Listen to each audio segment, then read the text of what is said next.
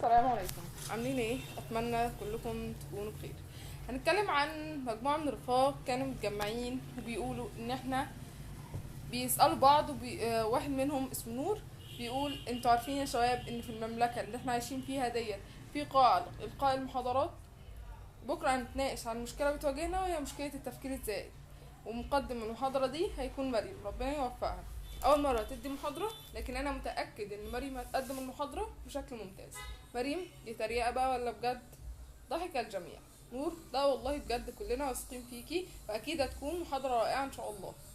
صباح الغد في قاعه المحاضرات. مريم، مريم، السلام عليكم، ازيكم يا شباب، عاملين ايه؟ اتمنى كلكم تكونوا بخير. انا اسمي مريم. هنقدم النهارده نقاش، مش هسميه محاضره لان ببساطه كلنا هنشارك فيه.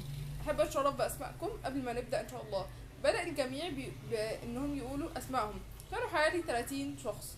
مريم، كم مرة لقيت نفسك عمال تجيلك افكار سلبية ومش عارف تسيطر عليها، او حاسس ان دماغك مليانة افكار وانت مش عارف توقفها، كأنك مش متحكم في الموضوع؟ مرات كتير تلاقي الفكرة بتتكرر وانت نفسك دماغك ترتاح، بس مش عارف تعمل ايه. حاسس ان كل الحلول سطحية ومفيش حاجة بتحل الموضوع من جذره، مفيش حل عميق، والمشكلة عمالة تزيد. بقيت مش عارف تنام من كتر التفكير الزايد ده. هنتكلم عن كل ده النهارده باذن الله وهنتناقش فيه مع بعض. ممكن بس في البدايه اسال سؤال؟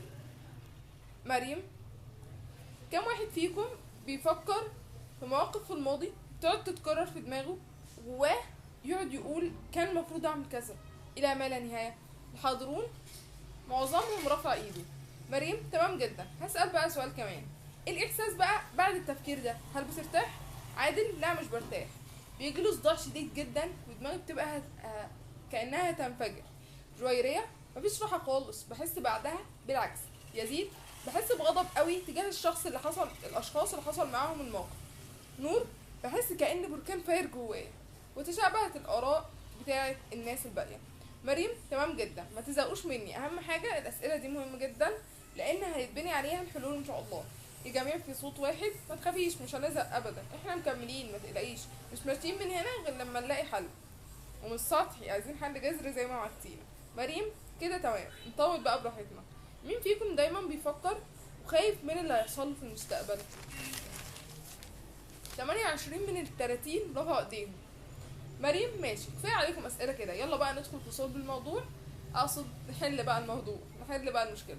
اول حاجه عايزين نستوعب كويس جدا ان التفكير الزائد عمره ما هيفيدنا باي حاجه.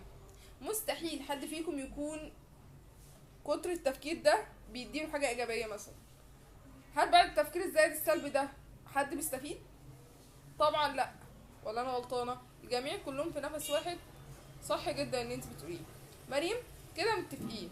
بالنسبه بقى للتفكير في موقف حصل في الماضي ومش عارفين نتخلص من التفكير فيه، ده نعمل فيه ايه؟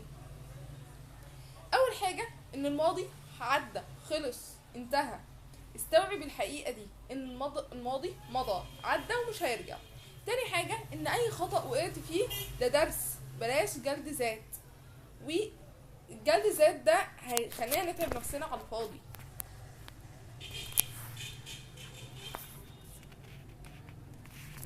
تمام؟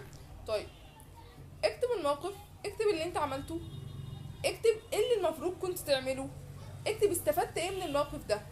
ببساطة راقب الموقف واستفيد منه، بدل ما انت عمال تخلي الموقف اللي حصل في الماضي انتهى خلاص بيهلك فيك على الفاضي. ما تديش لنفسك وقت تفكر اصلا، اشتغل بكل طاقتك، ما تسيبش لنفسك وقت فراغ. انزل جيم، اتدرب، انزل مع اصحابك، اجري للاخر، حط كل طاقتك في حاجه مفيده او حتى ترفيهيه. مش الفكره انت ما تديش لنفسك وقت تفكر فيه تفكير سلبي اصلا. حتى لما تيجي تنام دماغك تخليك تنام وما يجيلكش ارق، لان انت طاقتك انتهت لك. انت في حاجه مفيده طبعا.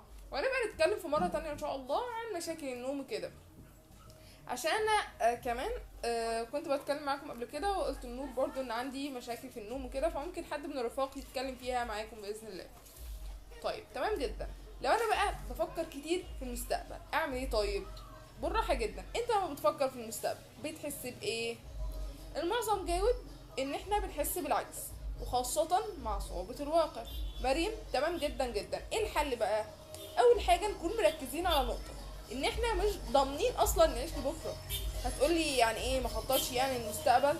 هقولك لا طبعا خطط براحتك، بس الفكره في ايه بقى؟ اننا نشتغل دلوقتي باللي في ايدنا ونسيبها على الله. يعني ببساطه اننا نعمل اللي علينا ونسيبها على الله، وده التوكل. تمام كده؟ مش التواكل. اما التواكل بقى ان احنا نقول ايه، كل حاجه ربنا كاتبها لنا ومش عايزين نعمل حاجه. هل ده ينفع؟ ردوا كلهم لا طبعا غلط.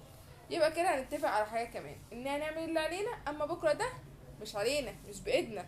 يبقى خلاص بلاش نحمل نفسنا فوق طاقتها. تمام كده يا شباب؟ جميل، تمام، اتفقنا.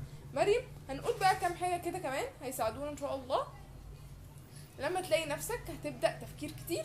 اول حاجه، حاول تعد مثلا من 100 لواحد، بالعكس، فاهم؟ يعني 100، 99، 98 وهكذا وهكذا. تاني حاجة التنفس العميق، او لو انت يعني مش هتنام، يعني ممكن ترسم مثلا، تستغفر، تذكر ربنا، ماشي؟ حتى لو لو داخل على نوم يعني تستغفر وتذكر ربنا عادي جدا. ممكن تعمل تمارين خفيفة. تمام؟ ولازم يا جماعة نفهم حاجة كويس جدا، ان احنا اللي المفروض نتحكم في تفكيرنا، مش تفكيرنا اللي يتحكم فينا. والاهم من كده ان نفهم ان اهم حاجة صحتنا الجسدية والنفسية. اي حاجة هتأذي صحتنا بلاش منها خالص ببساطة.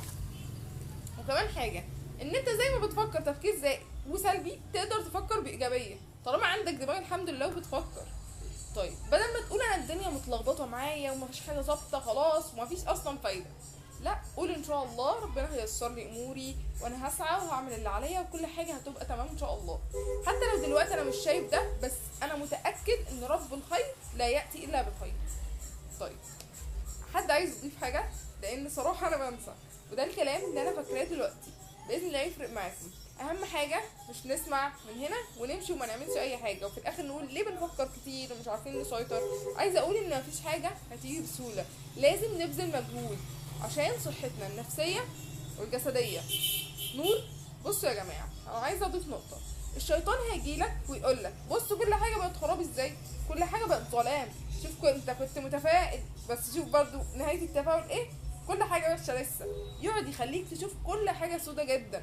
وربنا قال الشيطان يعدكم الفقر ويأمركم بالفحشاء والله يعدكم مغفرة منه وفضلا. البقرة. هيحاول ينسيك كل النعم اللي ربنا انعمها عليك، بس احنا هنقول له ايه؟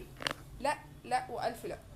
نعم ربنا علينا لا تعد ولا تحصى، وهنحاول مرة واثنين وثلاثة والف مرة كمان. احنا محاولين وهندعي ومش هنستسلم ان شاء الله. عمير، احسنت يا نور، وجزاك الله خيرا يا مريم. محاضرتكم بجد بجد استفدت قوي منها. مريم شكرا جدا يا دكتور عمير، احنا بنتعلم منك كلنا والله. ربنا يوفقنا جميعا يا رفاق، واتمنى اكون فدتكم باي حاجه ولو بسيطه. والاهم من كده ان نطبق يا جماعه، نطبق عشان ما نكونش ضيعنا وقتنا على الفاضي. والسلام لقلوبكم جميعا. صفق الجميع وهتفوا سنجعل التفكير يندم أنه أتى عندنا وسيذهب إلى الجحيم. والسلام. لو عجبكم يعني المحتوى ده بالنظام ده اللي هو شبه القصص شوية، ممكن بعد كده نعمل المحتوى الباقي كده. لو ما عجبكوش بقى فتمام، ولو حد اتفرج اصلا لحد هنا يعني يلا سلام.